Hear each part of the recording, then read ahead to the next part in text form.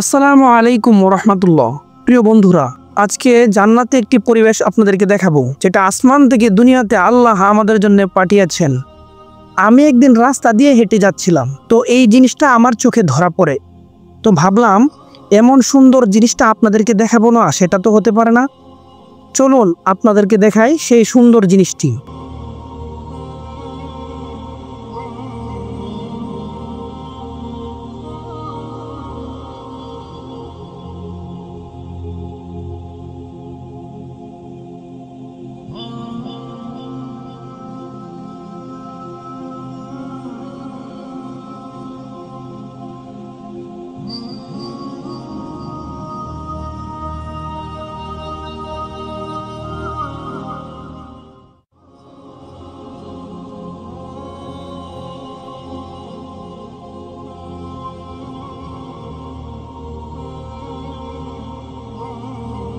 জীবনের পথে হাঁটতে হাঁটতে একটি গেটের সামনে দাঁড়িয়ে গেলাম।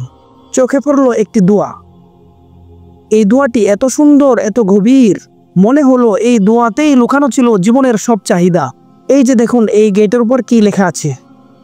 দোয়াটি হলো, রব্বানা হাব লানা মিন আজওয়াজিনা যুররিয়াতিনা কুররাতা আয়ুনিন ওয়াজআলনা লিল মুত্তাকিনা ইমামা। অর্থ, হে আল্লাহ, আমাদের স্ত্রী ও সন্তানদেরকে আমাদের চোখের শীতলতা বানিয়ে দাও এবং আমাদের পরহেজগারদের জন্য আদর্শ বানাও।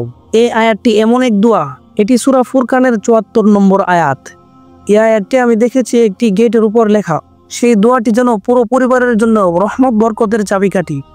এই দোয়াতে আল্লাহর কাছে আমরা প্রার্থনা করি, হে আল্লাহ, আমাদের স্ত্রী সন্তানদেরকে আমাদের চোখের শীতলতা বানিয়ে দাও, যার মানে হলো তারা যেন আমাদের জীবনের শান্তির কারণ হয়, যেন তারা সৎ, নেককার, ইমানদার বান্দা হয়।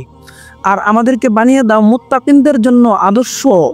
নেককার স্ত্রী সন্তান আখিরাতে আমাদের জন্য মুক্তির মাধ্যম হবে। তাই প্রতিদিন এই আয়াতটি পড়ার অভ্যাস করুন। আপনার ঘরের দরজায়, গেটের উপর কিংবা মনে মনে এই দোয়াটি বারবার পড়তে থাকুন। আল্লাহ তাআলা যেন আমাদের সবাইকে এই দোয়ার উপযোগী পরিবার দান করেন, নেক সন্তান দান করেন। ভিডিওটি ভালো লাগলে শেয়ার করতে ভুলবেন না। সাবস্ক্রাইব করে পাশেই থাকবেন।